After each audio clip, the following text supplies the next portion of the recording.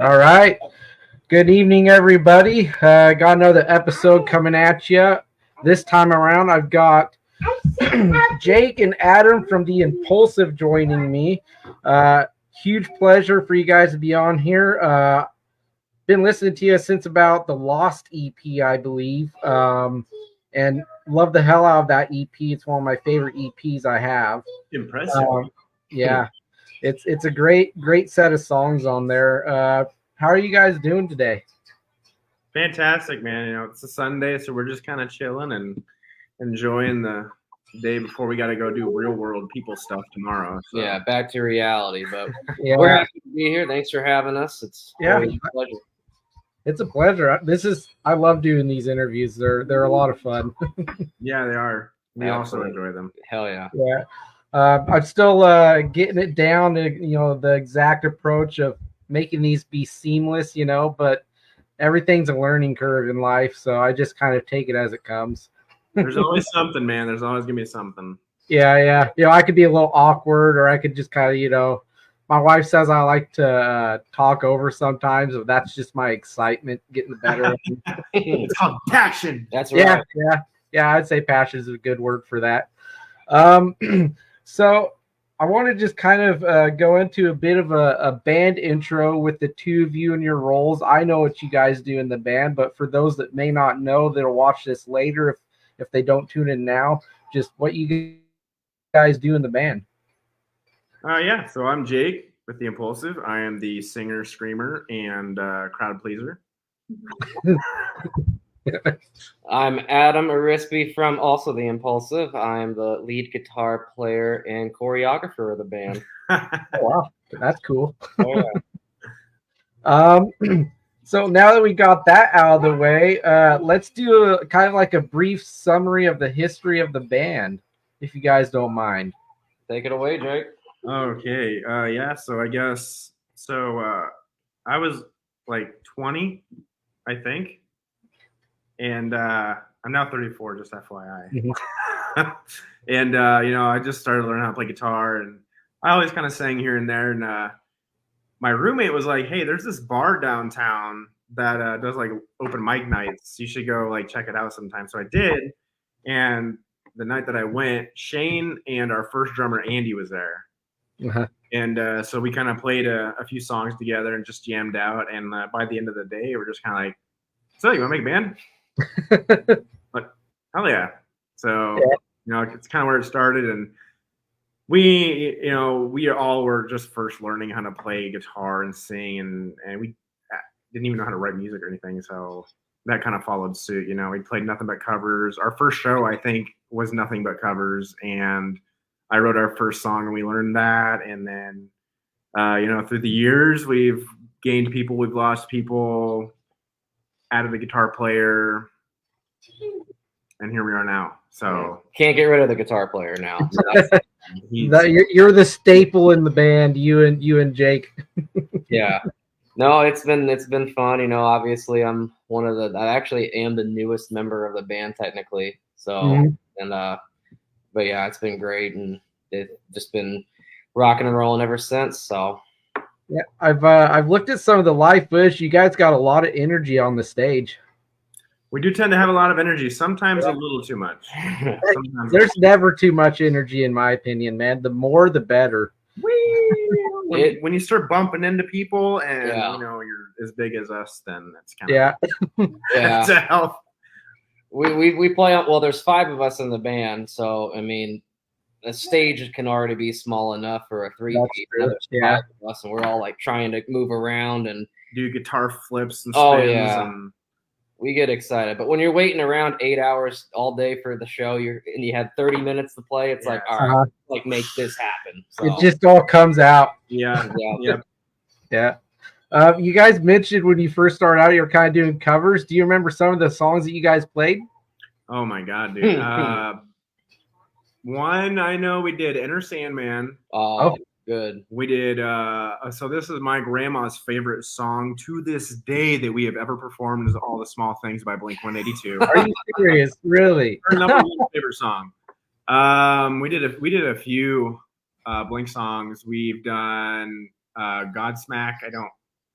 Bad Religion, I know we did. Awake, I think we did. I'd like to hear that. Man. I'd play some Godsmack. Yeah. Shane's a huge Blink-182 guy, so I can see why. And Metallica. Yeah. Oh, yeah. Oh, and I'm a Megadeth guy, so we butt heads about it. You know what? I'll let him have it. To tell you the truth, I'm also more in camp Megadeth than I am Metallica, so we have that in common. Not because one's that much better than the other. It's just taste and, all that stuff. Yeah, it's a friendly banter. It's fun, but it's both.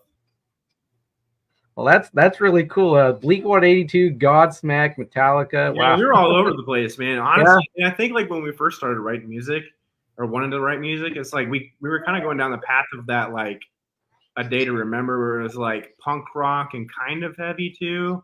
It's like I don't know. It was interesting, like finding ourselves. Yeah, I mean that's kind of still in the songs, I would say, a bit that you guys have out of the originals.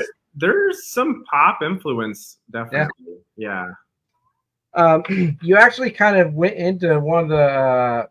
It was going to be after this next question. I was going to bring up the periods, the Battle Worn EP to the Lost EP, and then after that, I was going to ask what the first song you guys wrote as a band. You mentioned kind of a little bit back of the first one, but I think I should actually start with that. What was the first song you guys wrote as a band? So the very first one we actually never recorded. Oh, really? Yeah, and I think I called it like Darkest Before the Dawn. And I to be honest, I don't even know if we like ended up writing a whole song for it or not. It was so long ago. But our very first EP was 3 songs. It was I think it wasn't Stranded. The old version of Stranded. I think it was a different song, and Shane's probably going to castracize me for not remembering it. It was that he wrote a song. Our bassist wrote a song called "Get Funky." Okay, and it's exactly what it sounds like. So like kind of funk. And then I wrote a song called "Ammo for King Kong," which was kind of like that pop punk heavy stuff. It had a little bit of like 3 Days like grungy feel to it too. Yeah. Stuff I want to hear that I wish I could hear. We've taken it off of YouTube as far as we know. Yeah. The band has grown a lot since then. The humble beginnings and I love at least hearing about that if I can't hear it like the songs themselves. So that's pretty cool. Funk though, that's I'm trying to hear that in my head what that might sound like with your voice and well, he sang it. Really? Yeah. So Shane sang his song that he wrote. I sang the song I wrote, and then Mike, our old bassist, sang the song that he wrote. Huh. So it was really interesting. It was almost like we were 3 different bands in one, honestly. So it sounds like you guys could all you all sing if you wanted to, like more than what you do. Pretty much, yeah. That's awesome. I mean, I know you do the whole dual vocalist thing in the first place, but heck, why not switch it up? Have drummer, everybody kind of coming in here and there. Well, this guy's starting to sing more. Yeah. Harmonies and backup vocals, which is really great because that's something we need. Yeah, so. Truly the songbird of our generation right here. So, no, I don't sing well at all, but I do my best. And, Shane actually sometimes has vocal issues. It's funny because, Jake's screaming every night, nothing, not a single ever one problem. And then Shane sings, obviously. It's when he eats the Reese's peanut butter. Like certain diets. Okay, the Reese's. Chocolate and he can't sing for like a year. Yeah. But coats the throat. But I've had to kind of get ready to cover his parts if needed. And then I'm like, oh, okay, So now they made the big mistake of giving me a microphone on stage. So. Well, I'm of the mind that it's not how well you sing, it's what you do with your voice. That's more important in my mind. It's nice though. I mean, having 2 singers and they've been playing together for so long. The banter they have with the crowd's perfect. So I don't even do anything or say anything. So it's wonderful. Better to leave alone, I guess, right? Yes, absolutely. Okay, so let's segue into the next thing, the Battle Worn EP to the Lost EP. How would you guys want to sum that up? Like as far as like how those songs came to be. So Battle Worn was like, I'd say that was like our first step into like real songwriting. Like having more of a, I don't want to say mainstream sound, but we kind of collected all of our ducks into a basket, so to speak. And then going into Lost is kind of its own child, really, because there's a lot of like personal stuff behind that album. Definitely very heavy, yeah. Yeah. So we wrote that album, and I don't know if you know kind of the backstory, but the actual song Lost is about our friend Forrest, and it starts out with that voicemail. And so Shane had that voicemail from Forrest because Forrest actually tried out to be our drummer years and years ago. Unfortunately, he didn't really make the cut to be the drummer, but he stayed like a personal close friend of ours, and you know he showed up to every show, and he was just a very very good person. And he moved back down to Texas with his parents, and we toured down there one time just for a few show runs, and you know him and his family let us stay with them, and they were really nice to us. And unfortunately, not long after that, when we were writing new music, Forrest took his own life, unfortunately. Oh, man. And then, you know, we wrote that song for him and a couple of other songs, too. It was kind of in that whole deal. You know, we were so excited for his parents and his family to hear the song that we made about him. And his parents died in that mass shooting in that church. Wow, really? Yep. Man, that, like, I knew that song was heavy, and that just like brings even more just like weightiness and kind of like a sadness, and just like that. I'm sorry to hear that, guys. Like, that's got to be something that you grapple with still. It's not an easy thought. Yeah, it's you know, never easy to talk about that kind of stuff. Yeah, it definitely is not. Well, wow, it's kind of hard to segue away from that with such a heavy. But you know what? Here's the thing. Like I think it takes a lot of like strength and willpower to be able to write stuff like that, though, right? And that stuff is what I always connect to most with music, is just the message behind a song, especially if it's that personal and that deep, you know? Because we've all lost people in many different ways, right? And so songs like that, whether, I mean, it's a sad song, but it helps, you know, just hearing. Mm-hmm. And it's probably, I'd say it's cathartic for you guys to play it, I would imagine, you know, and what it's dedicated to, and the memory and all that. So I have a lot of respect for you guys being able to even write that and play it in the first place, you know, so can't be easy.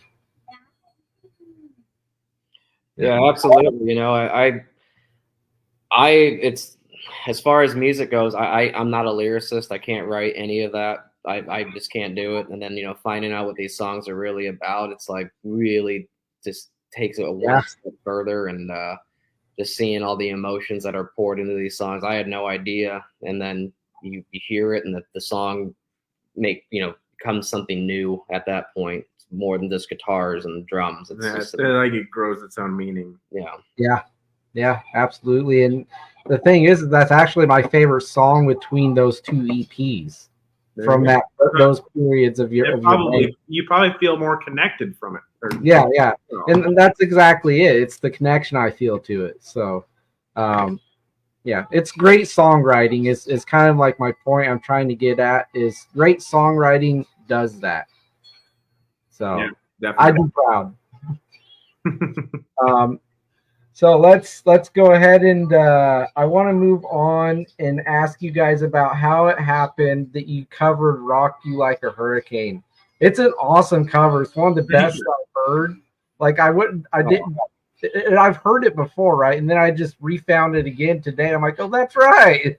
I mean, there was a lot of thought to it, honestly. We're just like, you know, we should do a cover. And I was like, well, I love Rock You Like a Hurricane. Like everybody loves that song, and Shane's like, "Fuck yeah, let's do it." Yeah.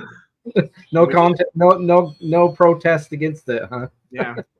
No, it's fun to play live. You know, it's an awesome music video, and we went there. I wasn't in the band at that time, but they went down to our current producer, Chris Dawson, and that's how they kind of met up with him, and we've been going to him ever since, and just been cranking out awesome songs ever since then. But I really want to do another cover song, but trying to get 5 dudes to agree on one song to do is pretty tricky. Hard, especially when we all have different, like our music tastes like it's come together at one point, but like they're just so far apart.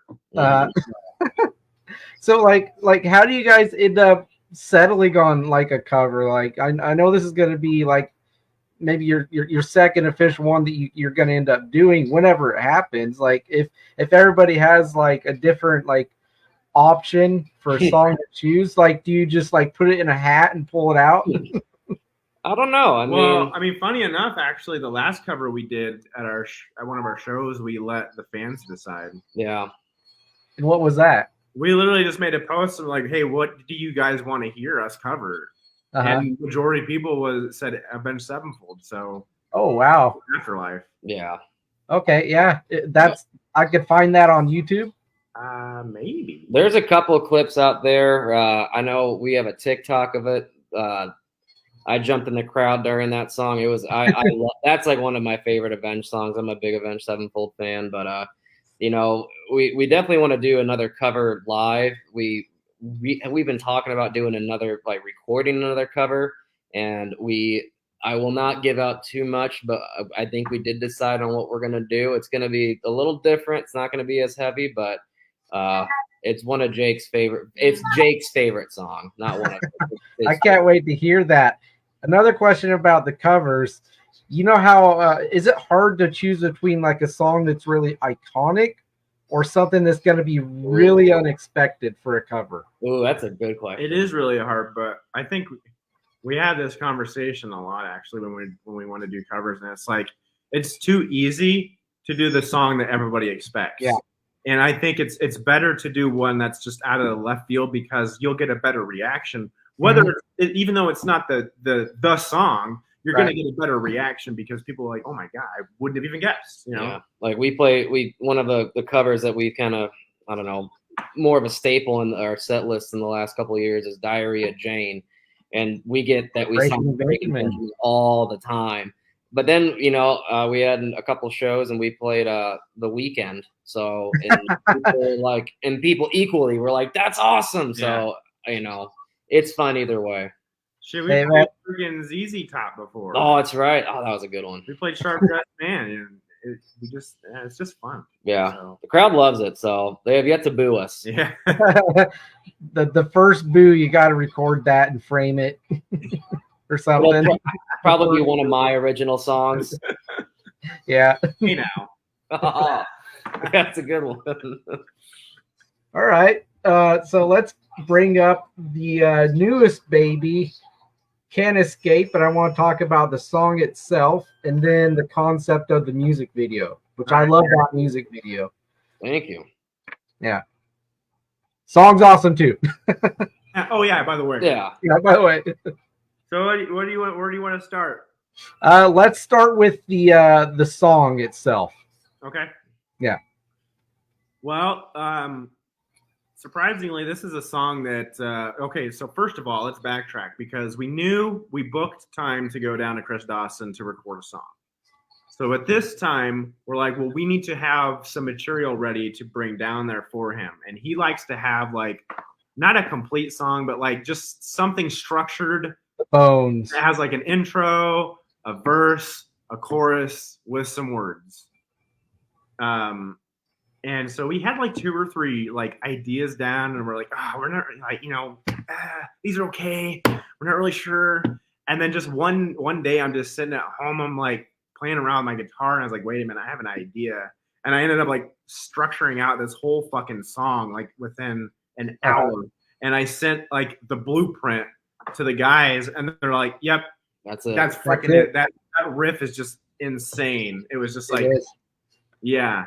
Yeah, and then it's really weird. The writing process is so weird. Every single band does it differently, and we do it so many different ways. It feels like, but we had that riff, that main riff, and we're like, okay, that's what the song's that's the song. Now we got to build on it. And I remember I came up with the chorus, and it was like a good placeholder. Like it was like, okay, like that does work, but we were in the studio and we recorded the original chorus, and like it was so good up to the chorus, and it's like, man. And then I think Jake did some chords, and then I think what I think happened is I took one of your progressions and I think I just flipped it like on its ass. I was like, wait, try this instead. And I remember like we slowed it down a little bit, like not the literal tempo, but instead of moving chords, we just hung on those open chords. Yeah. And then Shane, he just scurried upstairs, and we're like, where did Shane go? And he comes back down, and pretty much what you hear is exactly what he wrote. And he wrote it in like 5 minutes. And he was.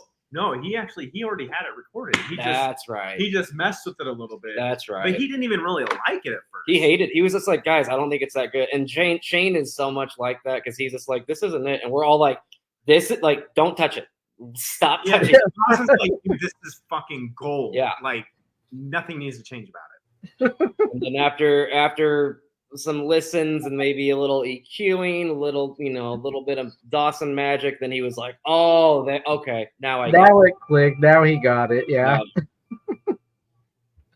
I mean, I love getting the insights into how songs come together like that, because you always get either it took a lot of time, or it just came so easy, and this band member did this part and it kind of just got the wheels turning in another ones, and it just kind of bounces off each other, Well, so I love hearing this stuff. So like this one is actually really, I don't want to say like we're obviously proud of every song that we write, but this one in particular, we're like really proud of ourselves because the last 3 that we did prior to Can't Escape, Dawson actually wrote a lot of that. Like we were all involved. Mm-hmm. A lot of it was his like base ideas. Mm-hmm. And this song, not that he didn't like have any input or anything, he obviously did. But we actually like almost the whole song is us, like our ideas, and so we're proud of ourselves that we came up with something that was our favorite song now. Yep. And it's easily my favorite song we've done. I mean, they're all, I love them all, but Can't Escape, I mean, that breakdown we have, like that was very much like, okay, we want to break down, and we got a bluff in there. Are you kidding me? We got a breakdown, we got a it's a solo. Like there's literally everything in this song. Yeah, it checks a lot of boxes, and all the boxes I like hearing were checked. Good. No, and Dawson's he's not a big guitar solo guy, and I get it, because not every song needs a guitar solo, but I was like, this breakdown is way too heavy to not just have a good guitar solo in the middle of it somewhere. So it just felt natural. Yeah, it was not a forced guitar solo, but definitely my favorite one, and I was very happy to be able to get one in there. So. And then what about the music video? How hard was it, or not hard, to get the concept thought up and then get everybody together who filmed it and all that? I'm just laughing. So, I have all this musical background, but then it's like a music video. What's that? And I had I have 0 acting skills, which I never thought I would need an acting skill, because I don't think you see us and we all like look tough and we're like, ooh, like don't mess with us. Right. We're the goofiest band ever, and we're cracking jokes, and we're messing around. We're like a bag of teddy bears. Yeah. like a bag of gummy bears. Just messing around the whole time. And then it's like, okay, like make a serious face, and it's just like, and then without laughing around.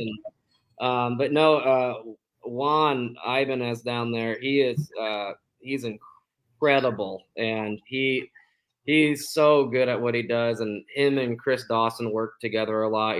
Chris sends a lot of his people down there, and we walked into this a movie studio essentially, and we're just like, whoa. We have no idea what we're doing, and he has all these LED screens, and he's like, oh, hey, can you hold this camera real quick? And it's like a camera that costs more than like all of our cars, and we're like, oh, I don't want to hold this camera right now. Yeah, So, get it away from me. yeah. Well, I don't know. I don't really, Jake, how did we really get the music video started?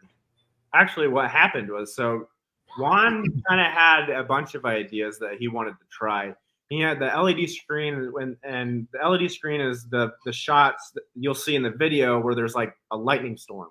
Yeah. Right. LED screen. He originally had like it flashing like a strobe, like different colors and stuff almost. And he had like in front of that, he had like our silhouette. So, and he was like trying different stuff and whatnot. And halfway through, he's just kind of like, he's like, dude, like, can you show me like the cover art? Do you guys have the cover art for this? Because he's like, I'm really kind of like lost on where to go with this. I'm like, oh yeah, here it is. And he's like, perfect. That was it. He was like, from there, it was just like streamlined. It's like he knew exactly what to do. Yeah, and it's just so weird being a part of the music video process. And Shane and Jake and Chris, our bass player, they have some background in having music videos. And I mean, because like, I don't know, they're like, be serious. And Jake like goes like all Zoolander and Blue Steel. And I'm like, where did how do you do that? I want to do that. And I got a couple of shots in there where I look like I know what I'm doing, but that's it's a different world than the music world, I guess. So yeah, I wanted to say that when Jake goes to go into scream mode, he looks a little intimidating. Oh, we had a streamer react to our song. Oh. Yeah. And he was just like, this dude is full on possessed right now. Yeah. I mean, you can see his neck veins like Yeah. pop out, and I'm like, Yeah, whoa, my fucking neck veins are just popping out right in the time. jugular. Mhm. Yeah. Like, how bad do your vocal cords hurt sometimes if you do it wrong, like live or recording in a booth or for that? Because I try and scream and I just shred my cords. That's the thing, Will. I never do it wrong. Oh, Mr. Perfect. No, I mean my voice is exhausted by the end of the night. You know, it's not hoarse or anything, but it's definitely like really tired, and you can tell usually. But like next day, I'm just like, boom, ready. That's good. Yeah, we don't know how he does it either. I don't know. Yeah. I mean, how long have you been doing the screaming stuff? We've been a band for 13, 14 years. I've probably been doing it maybe 11. Okay. That's a lot of time to get down the technique and to get your own kind of like way of doing it. Yeah, I mean, honestly, there's probably, I mean, if you have like an expert, like prod and pick at my technique, they'll probably tell you that it's all wrong. But what's the name of that really popular lady that you see? Oh man, I was just about to try to bring her up. I don't know. Yeah, absolutely. She is incredible though. I do want to check. The Zen of Screaming, right? Isn't that what it's called? Yeah. The Zen of Screaming? Yeah. Yeah, she I've watched a lot of her videos and tried to do what she says to do, and I just can't get that. I mean, I'm not a singer in the first place, really, so you know that's probably the first thing that's getting in my way. But you know, and with the screaming, I wanted to ask if you guys agree with this. I used to hate, like, let's say I maybe around 15, 16 years old, up to that point, I hated hearing just a lot of screaming in a song, right? I used to pick apart vocalists that were screamers and say, oh, it's because they can't sing otherwise, so that's why they do the screaming, right? And so time went on, and, you know, I started listening to Linkin Park, and, you know, Chester's phenomenal, right? That guy is just like one of a kind, right? And he was the one that kind of started to open my mind up to that and be like, oh, wow, so this guy screams and he's ridiculous at it, and his voice is also outstanding.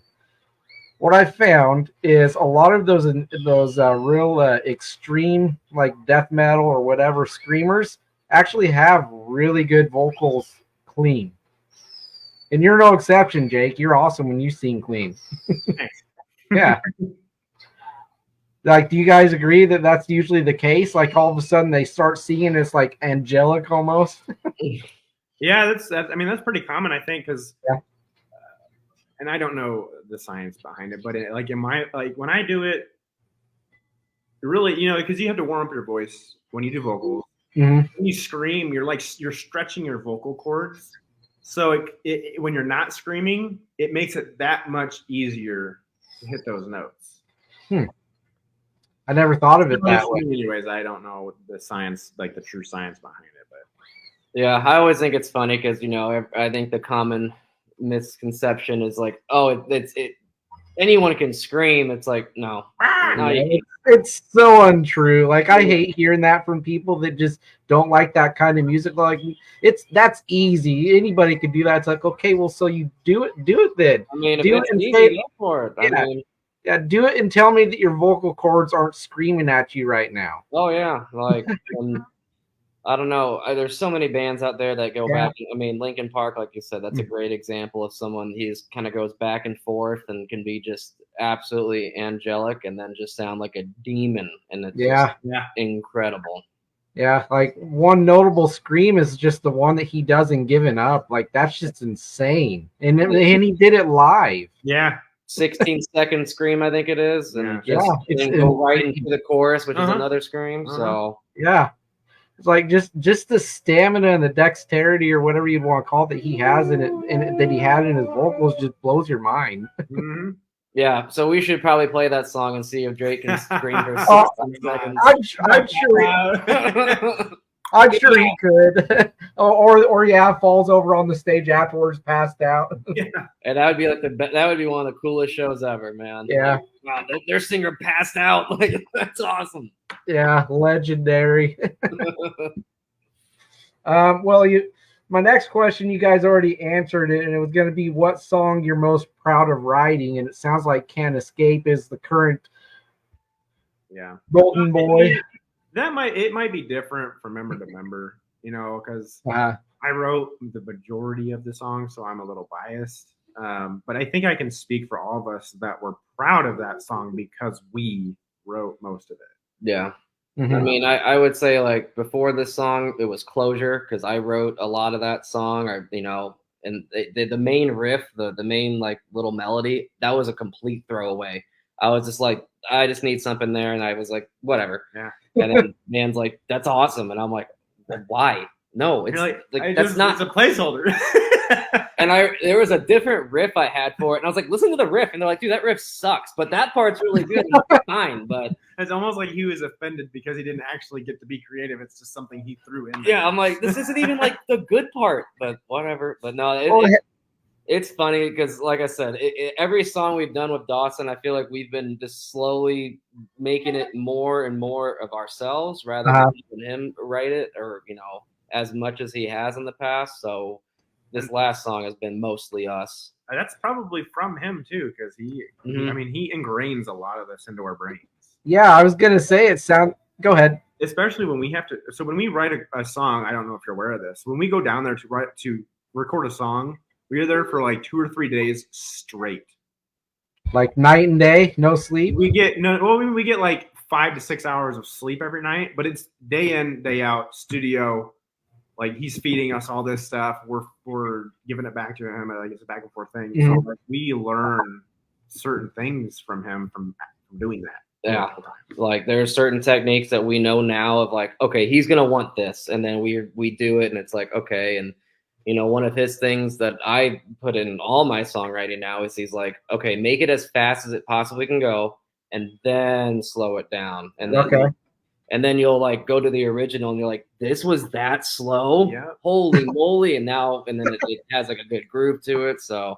It's a lot easier, but it is nerve-wracking, at least for me, because you get there on a Friday night, and it's like you got to have a song done by Sunday morning, Saturday night preferably, and it's like, all right, let's go.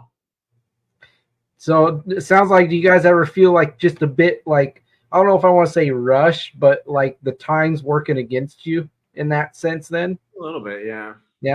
Yeah, I mean, there's like, I don't know. Before, like, whenever I approach a guitar solo, it's like, okay, I have like weeks or maybe even months to like write this thing. It's like, I'll give you 5 minutes to figure something out. Like, whoa, I need time. And no, what it is you have those weeks and months, and you have 10 different solos, and Chris will like, well, I like this part. I like the first 10 notes of this one, dissect it, and then he's like, okay, write something new right here now. And then just go. And Yeah. I'm like sitting there like, okay. And everyone's watching me, and there's a lot of pressure there. On the spot, yeah. Hey, sometimes pressure brings out the best, though. Pressure makes diamonds. That's right. Yeah, exactly. And so, hey, diamond. There's a reason you guys keep working with the guy. Yeah. He is on fire. He has so many bands he works with, and they do so well. They're on Octane, and they're getting deals, and he's That's definitely awesome. He's the guy to go to. So we're very, very honored and fortunate to be working with him. So hold on to that as long as you can. I mean, he doesn't just work with anybody either. Like he does like a test run. He listens to your music beforehand, makes sure it's a good fit for his creativity, and so you know if you can work well together. Yeah. Did you guys think when you first started working with them that you might not be able to work with them? Well, I will say this. So Rock You Like a Hurricane was done through Chris, and he doesn't normally do cover songs. So it's almost like I think at some point we kind of felt like we offended him because we wanted to do a cover song. But I think at the end of the day, like he actually enjoyed doing that with us because it was a song he never heard before, or at least never listened to. How's that possible? I mean, that's such a big song. Yeah, I know. Yeah. But that's funny. I remember like because again we never wrote a song with him, and we're like when he told us like I don't want you to give me a song, we're like what do you mean you don't want us, like we're writing a song, and then he's like let's come up with some riffs, some ideas and stuff, and that blew our minds. We're like you only want 30 seconds, and he's like yeah. And now we know exactly what to expect, so it's easier and easier and easier each time, and you just got to have don't ever be attached to one thing. Just got to have just a whole bunch of different ideas, and even ideas that you don't think are good, because you never know, that could be the next song that you write. So yeah, you could have a song that's over 10 years old, and all of a sudden it's the one to go to and you know build up and finish. Yep. I know Shane, myself, and Jake, we all have like our little voice memos on our phone, and whenever it's like, hey, we need a new idea here, we're all like going. Let me scroll through these 3,000 ideas and see if any of them stick. Yeah, and believe me, there's a lot of those in the songs, and it's great. Yeah. So. Well, I mean, I'm like that with my photos on my phone of my kid. There's like 15,000 photos on. And then there's also probably a couple hundred lyric ideas that I have on there too. But there you go. Yeah. Next thing I want to go and kind of cover is for your fans. What's the biggest or things that you hope that they take away from a song or just your music in general? Like that they just connect with it. Honestly, you know, I've had people come and tell me stories of like they were at like the lowest point in their life, and they were just literally in the shower, like regretting their life or just like being upset. And, you know, they were on this playlist and it played our song that they heard for the first time. And it was just like, it just changed something in their way of thinking. And it's like, it gave them like a reason to not be negative or whatever the case is. And it's just like, that's just like, to me, that's just like, it's like second level almost, because it's like I honestly don't consider myself like anybody special or, you know, famous or whatever, right. Whatever it is. Like I'm just a guy that makes music and likes to play it. And for somebody to tell me that like a song like changed their life is just like it literally blows my mind.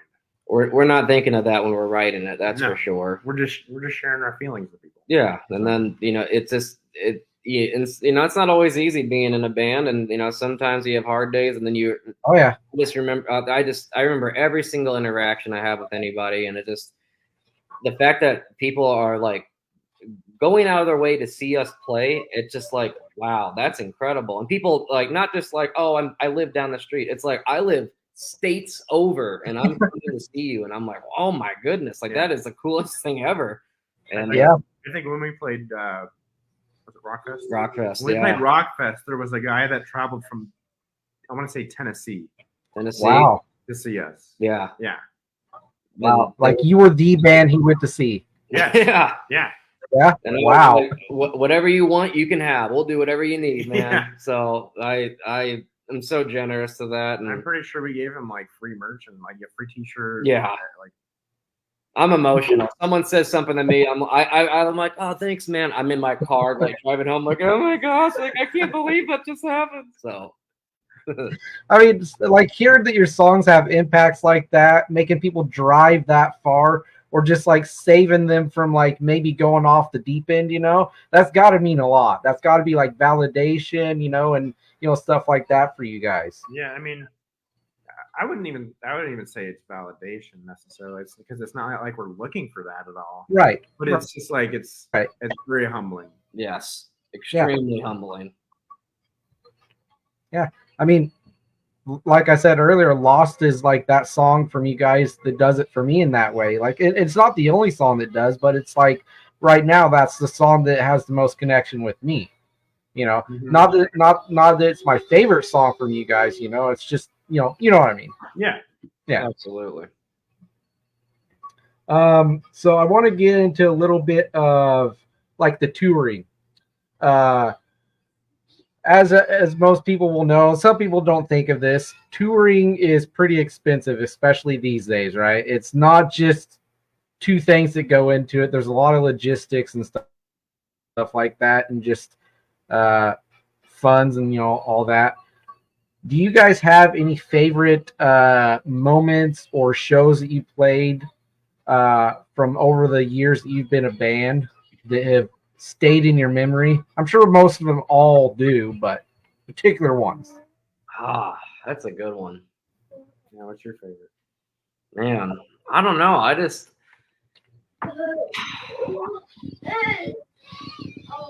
think the cool thing is like no matter how big the show is, as far as like venue wise or people wise, I always have like the time of my life. It's just so much fun. Man, I mean, playing in Omaha, like our hometown, that's always so cool because like you get to see everyone here. But playing those shows where you don't know anyone, like we just played Denver, and all that traveling, and you get to play for 45 minutes, 30 minutes maybe, and then you meet all these new people. That's really cool to be able to have those conversations and talk to new people, and then you get new fans, and it's awesome. Yeah. What's your show? I don't know. I'd have to say, unfortunately, you weren't part of it, but I think our first time that we played like River Riot for 89.7 was just like, it was like, oh my God, we made it. Almost like we played with Through Fire. I don't know if they were emphatic then. I think they were still Through Fire. We played Through Fire, which was the band in Omaha, when they were still kind of. And then we played with Screaming for Silence, and I think Carson City was there too. But it's just like that was like a moment, a band, like when a band gets to play that kind of show, it's just like you feel like you're somebody. Yeah. Mm-hmm. Like all of your hard work paid off. Mm-hmm. Yeah, I mean it's easy to say Rockfest just because like it was the Yeah. best I've ever played, but then again I remember in middle school like I used to go here to see bands play, and now I'm one of the bands that someone has seen play. It's just like the most. It really. I try not to think about it too much because I like start like getting like dizzy. I'm like, whoa, what happened? Like I was just. It's really cool to see that, and I just all the fans make it so worth it, and we love them. So. Well, hopefully I'll be able to see a show with you guys on the bill. Yeah. Well, we got like cooking up. Oh, we do. Yeah, I'm all the way over in Oregon, so I don't know if that's like super far or not. Because Omaha, right? Nebraska. Nebraska, baby. Yeah. Gets cold there in the winter. A wee bit. Yeah, a little bit. Yeah. Could be worse. And now it's like 98 degrees. So yeah. It's only like 70 here today, but still, that's still too warm for me. Oh. Yeah. Don't come here in the That's perfect. summer. That's perfect for me. I mean, we could crack 100 and the highest it's been here since I've lived in the town I'm in Oregon is 113, I think. Okay, that's up there. I don't. So it could get there, but most of the time it's like mid 80s to low 90s during the summer here. So it could be worse, I guess. If you live in Nebraska or the Midwest, you're gonna hear it's not the heat, it's the humidity. Yeah. And it's like, oh, you're from Nebraska too? Well, I've lived in Texas, so I mean that was pretty hot. Oh, that'll get you. Yeah. Yeah. Definitely, and yeah, you know how I feel about the heat, and it's just not my friend. Yeah, I don't mind it. Playing in it is a little different though. And when it's 100 degrees outside and you gotta play a show and of course you gotta wear pants. Rock stars wear pants, and you are just dying on stage. Yeah. But then you got the winter months, and it's like, oh, we have to cancel a show because the interstate's closed for snow, so you can't really win in the Midwest too much. So yeah, God, that show cancellations gotta suck so bad. I mean, like for any reason at all. I don't think we've had too many, honestly. I don't. No. We'll do what we'll do whatever it takes. Yeah. Yeah. We almost played a show without Shane. singing. Really? Yeah. Yeah. Wow. There was a chance, and if the opportunity, like if it was a no-brainer, like we would, if we had to do it, we would do it. It wouldn't be the same, but that's why I'm practicing singing. So I can hit half of his notes maybe one day. It probably will. You never know. Yeah. You guys mind switching it up a little bit away from music for just a few minutes? And please. I don't know which one of you were wanting to talk about horror films. Ooh, I saw. Yeah, oh, they talk about horror films. I'm like, okay, what's up? So, what are some of your guys' favorites, classics or newer? My number one horror movie of all time, and one of my favorite movies of all time, is The Thing. That is just, like, I just love that movie. I watch it probably once a month at least. I love that movie so much. It's funny. I'm a very scaredy cat, honest to God, but I can dabble in it, but it's the paranormal stuff. That's what freaks me out. If it's like, slashers, like no problem. That's what I like. It's the paranormal stuff. Well, what's yours? What's your favorite? Do you like? Well, I'm not a big connoisseur in scary movies, so I just enjoy the ghost stuff and demon stuff. Well, okay. So his is Toy Story 3. Mine's The Thing. I do like the Insidious movies. Oh no, that's a that keeps me up. Yeah, I just watched The Red Door yesterday. Oh, okay, yeah. How was it? I liked it. I mean, I don't think I've seen all of the movies in the Insidious, grouping of them, but I liked it. It didn't scare me necessarily, I would say, but I've been scared worse watching like the Paranormal Activity movies. I'll tell you the movies I can't stand are the Scream movies. Yeah. They're just they're cringy. I know they're supposed to be like that, but I can't stand them. I'm like, why are you falling down? You didn't need to fall down. The first one is iconic. I love the first one, but then the second one, I'm like, oh, okay. And then it just went weird. But the first one, I dig it. I love Matthew Lillard. That was cool. So.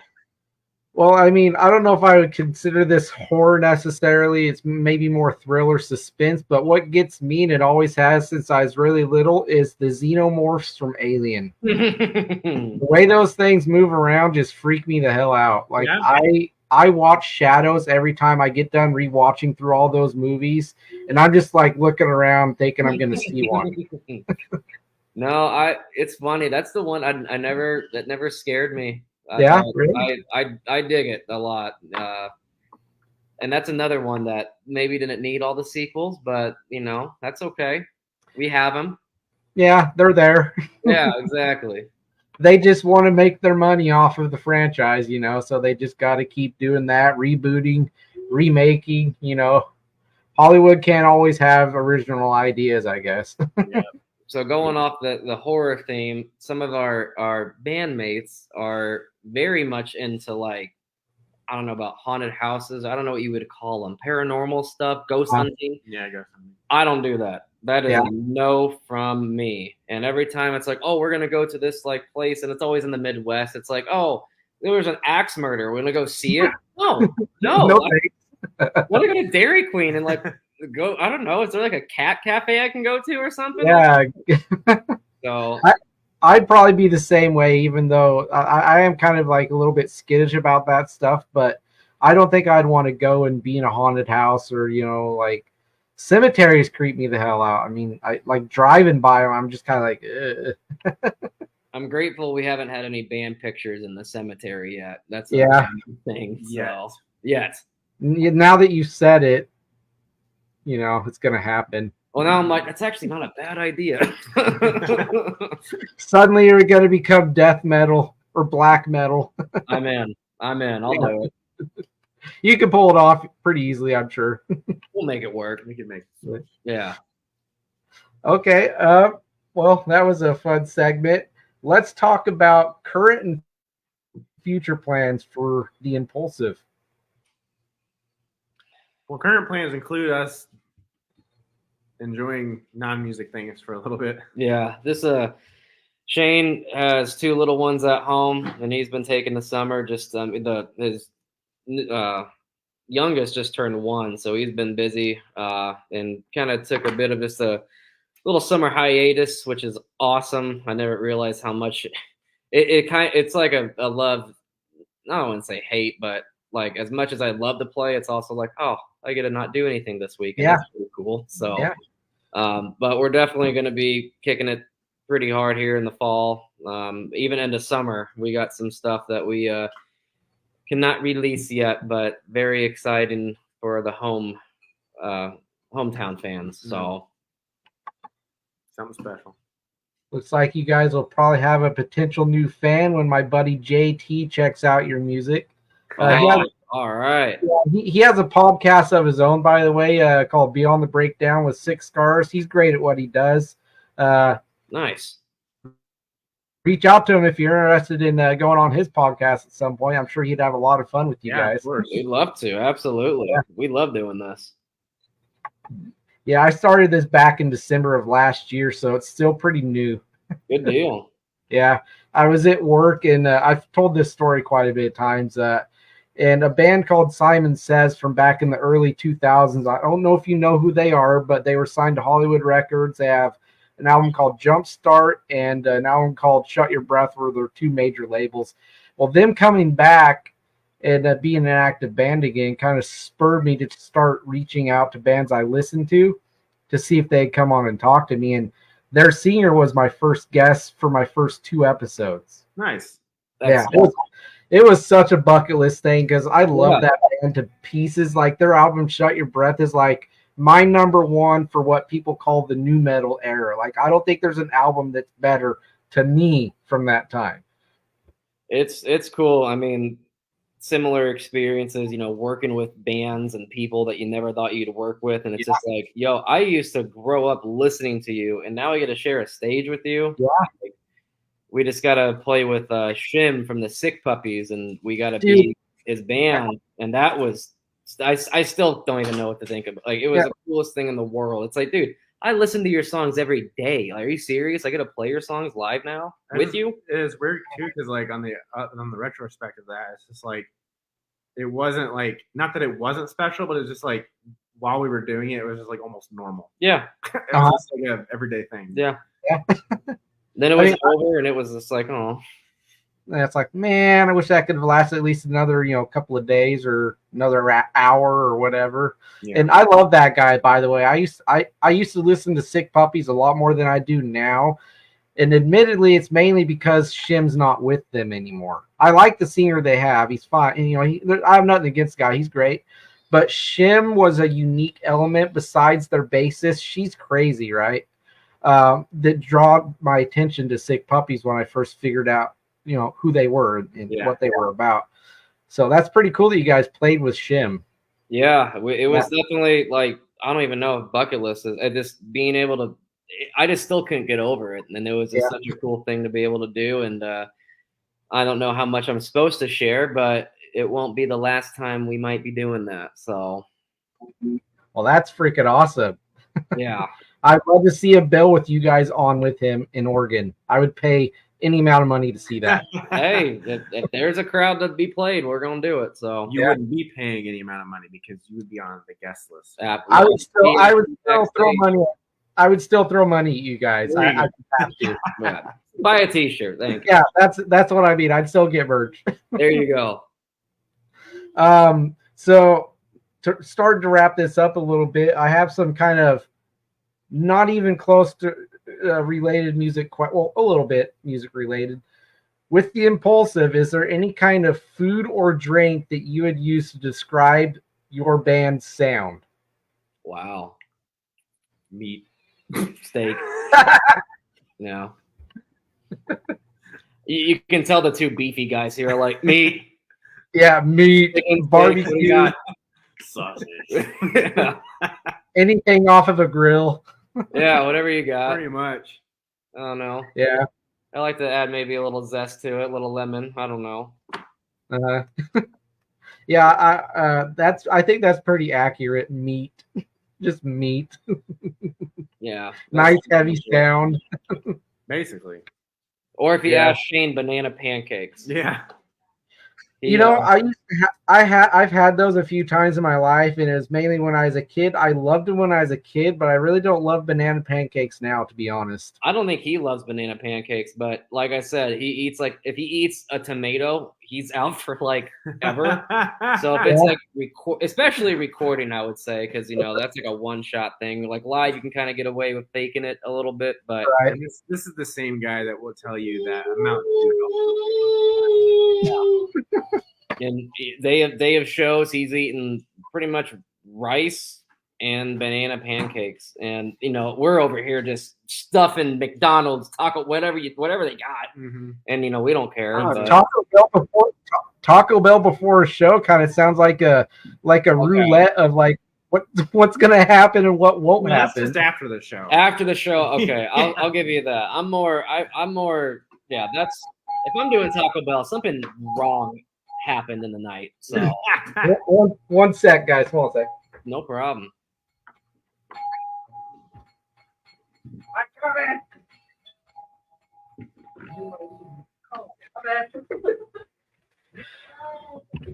Sorry about that. My wife just got home.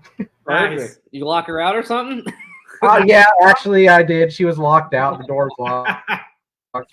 Yeah. I might get thrown out in the backyard after this is over. Hey, that's all right. Yeah. Anyways, talking about food before shows and stuff. Do you guys have any bands that you would kill to go on a tour with, or at least play a show with? Breaking Benjamin. This can be from any style of music, by the way. It doesn't have to be what you guys play. It could be anything. I don't know. I mean, there's part of me that wants to I would want to go on like a super well-known band that's been around forever, but on the other side, it's like I want to be with a band that's like up, like just starting, because then you really get to see like everything. I don't know. Like Breaking Benjamin's like such an obvious choice, but I mean, anything, just the experience is so cool. Yeah. What about you, Jake?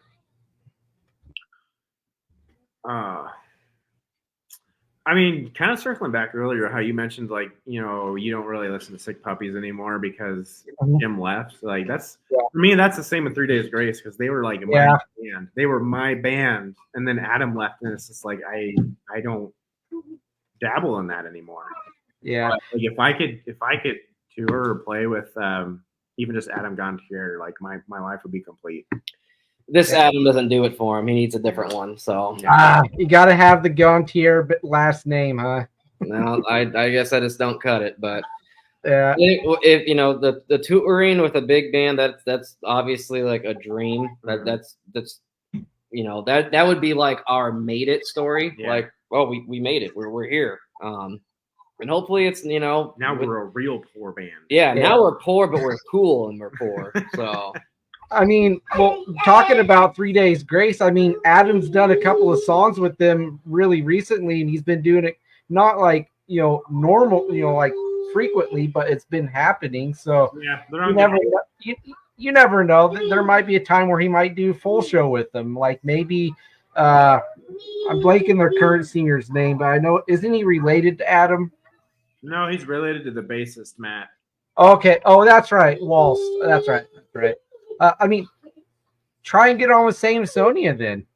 Yeah. Yeah. I mean, and honestly, that's probably not out of the realm of possibilities of it, like right yeah. now. I mean, I want to get Adam on my podcast, but that's proven pretty hard to get a hold of him. Yeah. The strings for sure. Yeah. I mean, I never say never with stuff like that. Like I'm trying to get Ryan Clark from Demon Hunter on here. I'm trying to get Gavin Rossdale from Bush on here. I'd love to talk to him. Like I have this big list of like those big names that one day I hope could happen, Well, hey, if you get Shim on here, tell him we said hi and we can't wait. Yeah.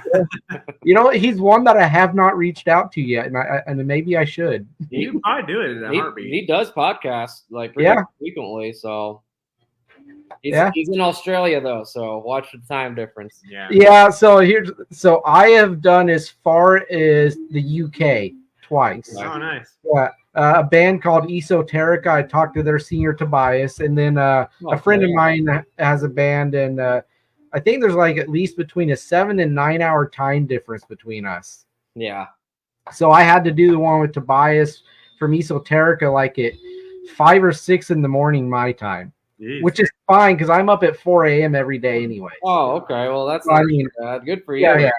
So I think I could do the Australia thing pretty easily. That time zone. Hit him up. I'm sure he'd do it. I will let you guys know if that happens. Please. Yeah. We'll sneak in. Yeah. Yeah. I'll just quietly send you guys a link and just pop into the room and be like, "What's up? Hey, what's up, man? Long time with us." That'd be pretty cool. Well, so we've covered the current and future plans for you guys. Talked about the new song, the video. I think that does cover what I had written down for topics. This has been quite a fun time. I hope you guys have enjoyed it as well. Definitely. Absolutely, man. Thank you so much for having us again. Yeah, this is fun. Yeah, absolutely. And when that time comes for new stuff to start getting ramped up and released, I would love for you guys to reach out to me if you want to come back on to help kind of promote that stuff. I'd be more than happy. Heck yeah, dude. We appreciate that opportunity, man. Thank you. Yeah, absolutely. Hey, this is an opportunity for me too. So this is both ways for sure. No. There you go. Absolutely. All right. Well, I want you guys to have an awesome rest of your evening. And I hope we talk soon. We will, buddy. We appreciate it. All right. Take it easy, guys. Thanks, Will. See ya. Bye-bye. Later. Oh, that was a great one. Had a lot of fun with that one. Goofy guys, like they said, for sure. I had that in common with them. I'm a goofy guy, awkward too. So, but yeah, I hope everyone enjoyed watching. I'm definitely going to have them on here again, without a doubt. So yeah, I'll have this up on my YouTube soon. And until next time, this is Liars Pacifist Podcast, and I will see everyone soon.